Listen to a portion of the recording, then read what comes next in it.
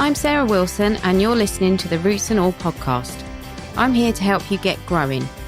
Join me as I explore everything plant related both indoors and out and provide the information you need to create your perfect green environment.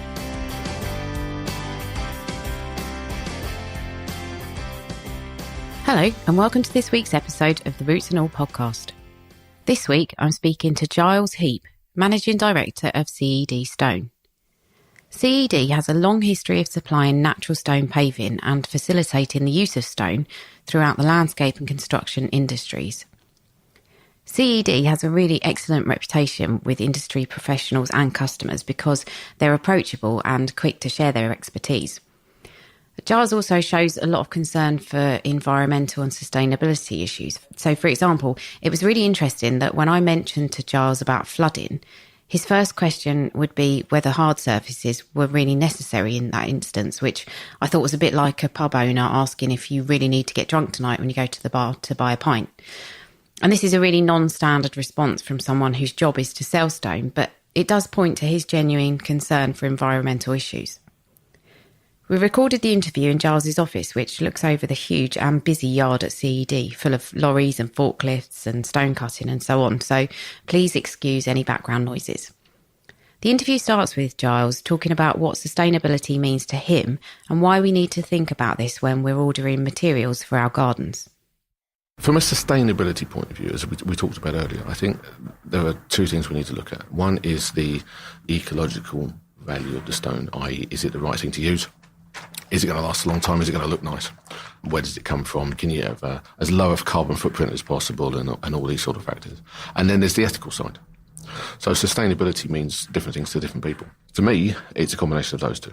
It's a combination of finding something that is not wasteful in any way whatsoever and gets to market in a way that you can be comfortable with from a moral standpoint.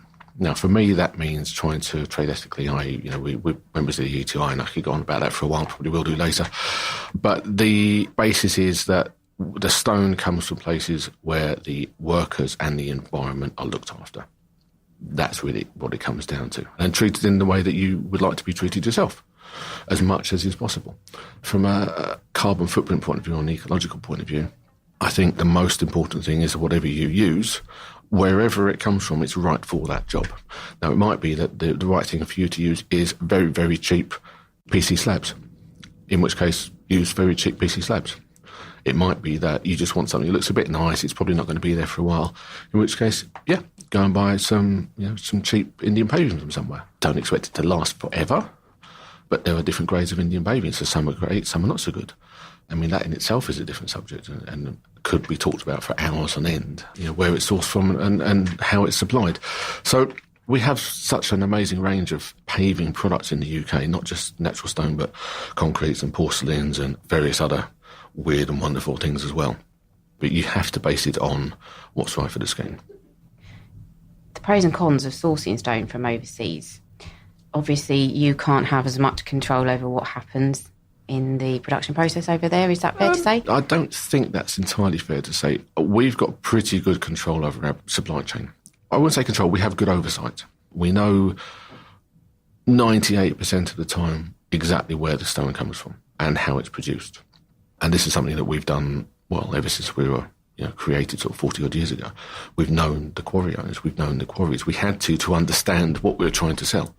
As the sort of global market grows and is a lot more obtainable for most people, it becomes more difficult to be aware of what your supply chain actually is and to be able to manage it. We spend a lot of time looking at our supply chain, both in the UK and abroad. And actually sometimes it's more difficult to keep track of something in Europe than it is in China. It just depends on what the stone is. And you mentioned the ETI. Can you just expand on that a little bit? So the Ethical Trade Initiative, it's a group of businesses that have signed up to various set of base codes. The main ones are that there's no bonded or slave labour. The workers get a living wage in their local environment. They have access to, education and healthcare, and preferably there's no child labour involved. It's fairly standard terms. Their website can give you a lot of the information. Now, there are currently a few stone firms in the UK involved, not that many, but a few. Ourselves, Marshalls, Hardscapes, one or two others. And it tries to promote well, I suppose, ethical trading, which is just doing business in a nice way, trying to make sure that the people you buy from are not enslaving people. They're not using bonded labour. They're not taking the mickey, basically. Yeah, this is something that we've always tried to do, even before ethical trade became ethical trade. It's just the way we do business. I think currently we are achiever status, so I think there's only one of three. I think there's 3 companies in the UK that have that status. And, for example, we have 2 or 3 Indian suppliers, one of which who we worked with from the very beginning of importing Indian stone.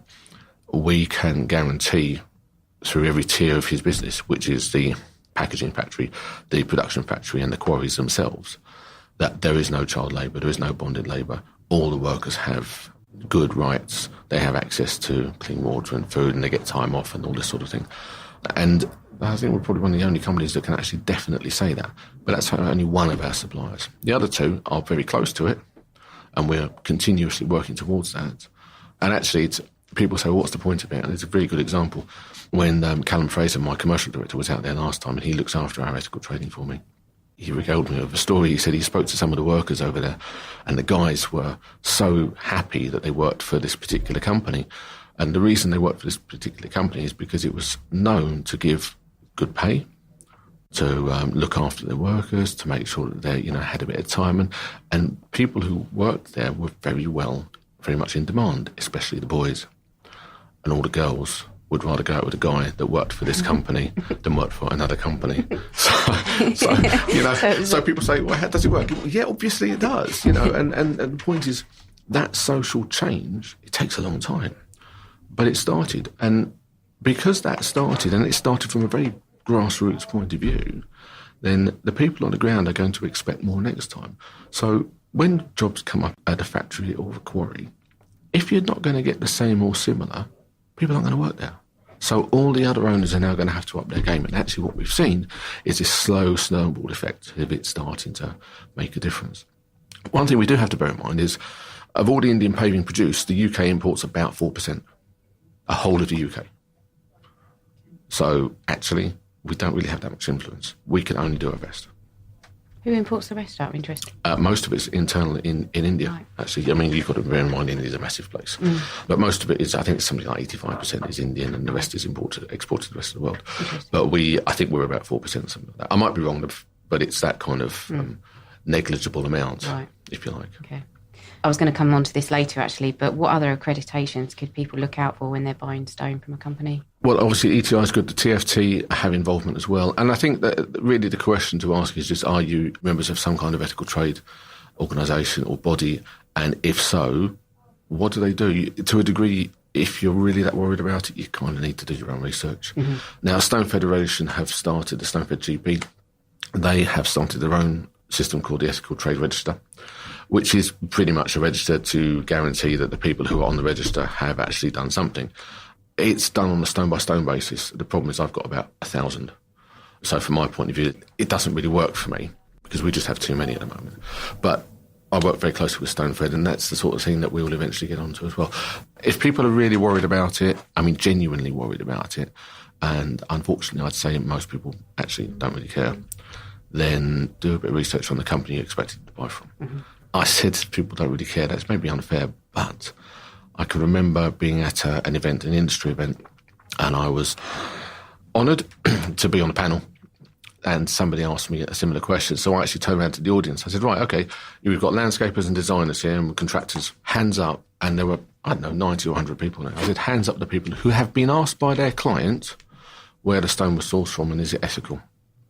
2 people put their hand up, and I know one of them was lying. In our industry, it's a big thing because, to be fair, it was started off as a bit of a marketing ploy, and then everyone thought, well, actually, hang on a minute, let's do something about this. So in our industry, it's become quite a big thing. And because we're in the industry, all of us, it becomes quite important, to us. Oh, is it sourced ethically? Well, yeah, it is. I wouldn't be able to sleep at night if it wasn't, at least from my point of view.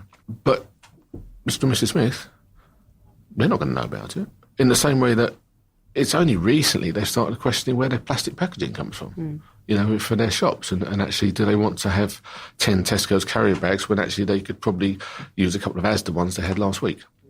It's a very slow process, but it's having an effect. We were talking earlier about the carbon footprint of certain products, and I would assume that if I were to buy recycled materials or materials that were sourced locally to where I was living or building a garden, that would have the smaller carbon footprint. Is it fair to assume that, and are there trade-offs in other respects?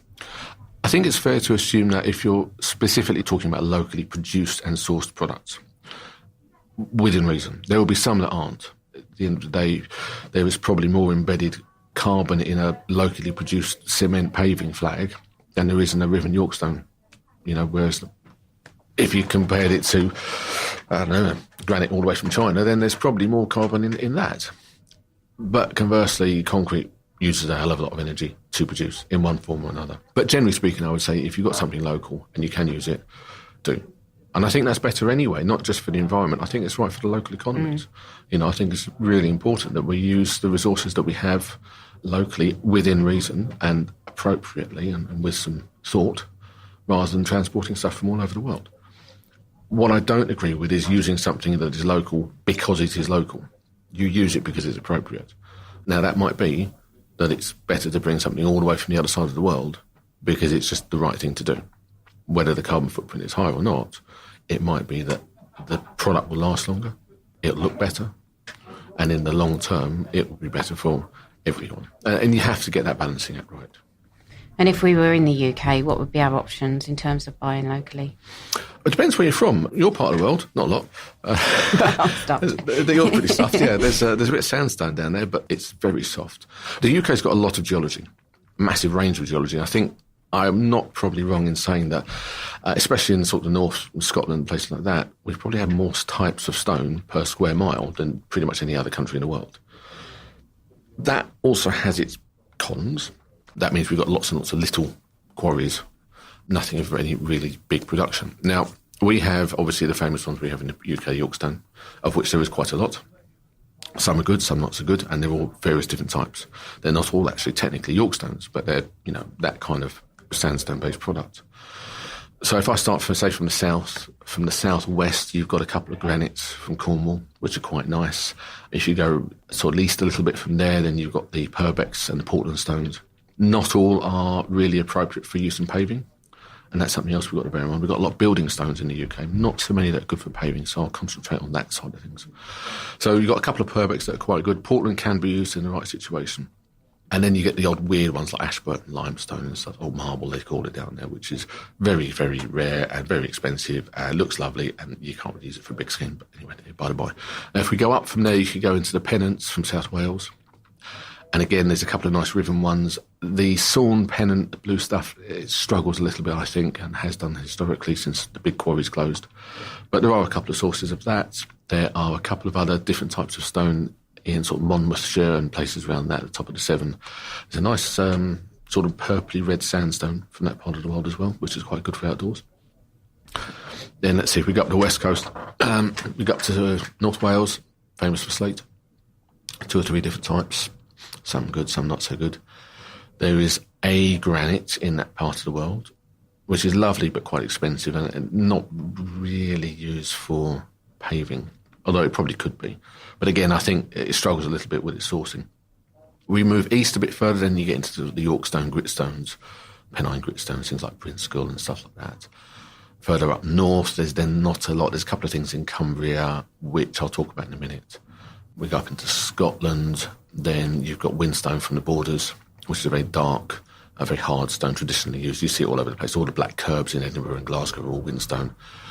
We've helped develop a couple of sandstones out of Scotland as well in the last 2 or 3 years, and also a granite called Grampian granite, which is a very nice, or very light silver with a hint of yellow to it.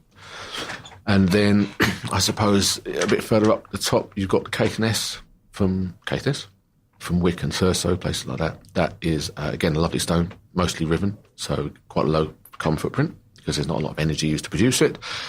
On the downside, you've got to get it from the very tip of Scotland. So from that point of view, it's got slightly more carbon because of the fuel to get it down south. Of course, if we go down the route of electric lorries, like we were talking earlier, then that might change things slightly. Anyway, but that's a different subject. And that's kind of really it. I mean, there's going to be 1 or 2 others that I've forgotten off the top of my head. But, one of the things I'm trying to do is to